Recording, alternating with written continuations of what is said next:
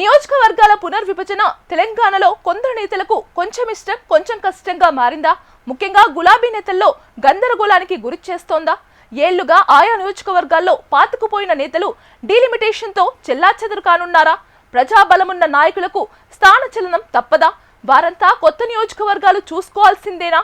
ఇంతకు కొత్త నియోజకవర్గాల ఏర్పాటు, మహిళా కోటపై ప్రతిపక్షం బీఆర్ఎస్ లో జరుగుతున్న చర్చ ఏంటి? Watch the story.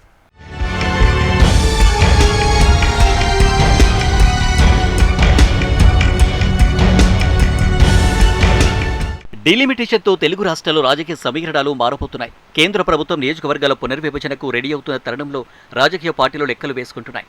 తెలంగాణలో సైతం అధికార ప్రతిపక్ష పార్టీలు నియోజకవర్గాల డీలిమిటేషన్ తమపై ఎలాంటి ప్రభావం చూపుతుందోనన్న అయోమయంలో ఉన్నాయట. ప్రధాన ప్రతిపక్షం బీఆర్ఎస్ పార్టీ సైతం నియోజకవర్గాల పునర్వ్యవస్థీకరణపై గందరగోళంలో ఉందట. తెలంగాణలో ప్రస్తుతం 119 అసెంబ్లీ, 17 లోక్సభ స్థానాలు ఉన్నాయి.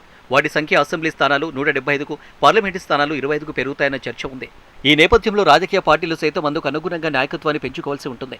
దశాబ్దాలుగా నియోజకవర్గాలలో పాతుకుపోయిన నాయకులు సైతం గందరగోళంలో ఉన్నట్లు తెలుస్తోంది. డీలిమిటేషన్ జరిగితే తమకు స్థానచలనం తప్పదన్న ఆలోచనలో బీఆర్ఎస్ నేతలు ఉన్నారు. కొత్త నియోజకవర్గాలను చూసుకోవాల్సిన పరిస్థితులు ఉత్పన్నమవుతున్నాయన్న టెన్షన్లో గులాబీ పార్టీ ముఖ్య నాయకులు ఉన్నారట. ఉమ్మడి ఆంధ్రప్రదేశ్లో ఎమ్మెల్యేగా గెలిచినప్పటి నుంచి తెలంగాణ రాష్ట్రం ఏర్పడిన తర్వాత కూడా అదే నియోజకవర్గాల్లో కొనసాగుతున్న కొంతమంది నాయకులు టెన్షన్లో ఉన్నారట. ఈ నేపథ్యంలో ప్రధాన ప్రతిపక్షం బీఆర్ఎస్లో డీలిమిటేషన్పై గందరగోళం నెలకొందట.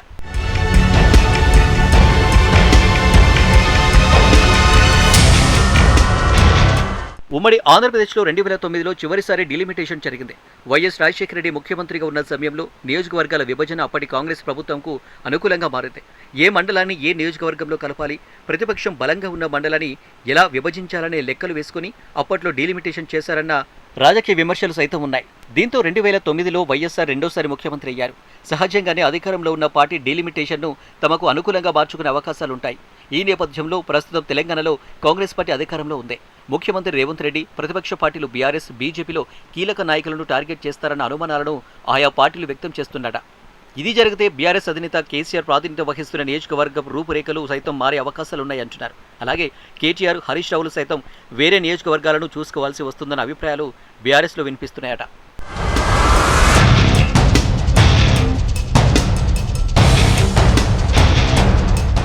మరొకవైపు బీఆర్ఎస్లో సీనియర్లు ఎర్రబెల్లి దయాకర్రావు, తలసాని శ్రీనివాస్ యాదవ్, సవితా ఇంద్రారెడ్డిలు సైతం ఉమ్మడి ఆంధ్రప్రదేశ్ నుంచి ఎమ్మెల్యేలుగా కొనసాగుతున్నారు.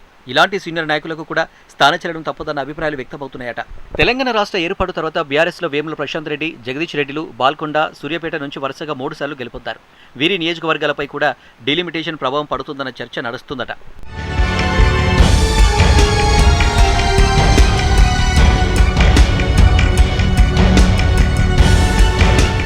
ఇక గ్రేటర్ హైదరాబాద్కు సంబంధించి కుత్బుల్లాపూర్ ఎమ్మెల్యేగా వివేక్ 3 సార్లు గెలిచారు.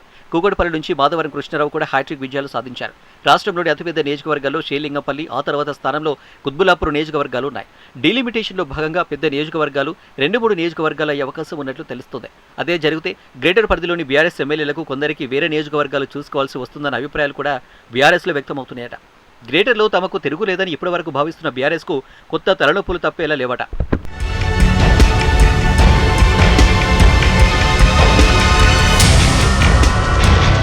ఇంకోవైపు మహిళా రిజర్వేషన్ కూడా ఖరారు అవుతున్న నేపథ్యంలో ముఖ్య నాయకుల నియోజకవర్గాలు మహిళలకు రిజర్వ్ అయితే పరిస్థితి ఏంటన్న చర్చ కూడా నడుస్తుందట. దీంతో బీఆర్ఎస్లోని కీలక నాయకులు వారి వారసురాలను రంగంలోకి దింపేందుకు ఎప్పటి నుంచో వ్యూహాలు రచిస్తున్నట్టు తెలుస్తుంది. మరొకవైపు నియోజకవర్గాలు పెరుగుతున్న నేపథ్యంలో బీఆర్ఎస్లోని సెకండ్ గ్రేడ్ నాయకులు సైతం భవిష్యత్తుపై ఆశతో ఉన్నారట. చాలా కాలంగా పార్టీ కోసం పనిచేస్తున్న అనేక మందికి ఎమ్మెల్యేలుగా పోటీ చేసే అవకాశం రావట్లేదు. అయితే డీలిమిటేషన్ తర్వాత చాలా మందికి ఎమ్మెల్యేలుగా, ఎంపీలుగా పోటీ చేసే అవకాశాలు లభించే అవకాశం ఉంది. దీంతో ఇప్పటి నుంచి ఆయా నాయకులు వారికి బలమున్న నియోజకవర్గాలపై కన్నేసినట్లు తెలుస్తుంది. మొత్తానికి నియోజకవర్గాల పునర్విభజనపై కేంద్రం ఒక నిర్ణయానికి వచ్చిన నేపథ్యంలో దాని ప్రభావం బీఆర్ఎస్పై పడే లెక్కలు వేసుకుంటున్నారు. తెలంగాణలో కాంగ్రెస్ పార్టీ అధికారంలో ఉన్న నేపథ్యంలో అధికార పార్టీ తమకు బలమున్న నియోజకవర్గాలను చీల్చితే పరిస్థితి ఏంటన్న అభిప్రాయాలు చూడాలి. మరి డీలిమిటేషన్ ముఖ చిత్రం ఎలా ఉండనుంది అనేది.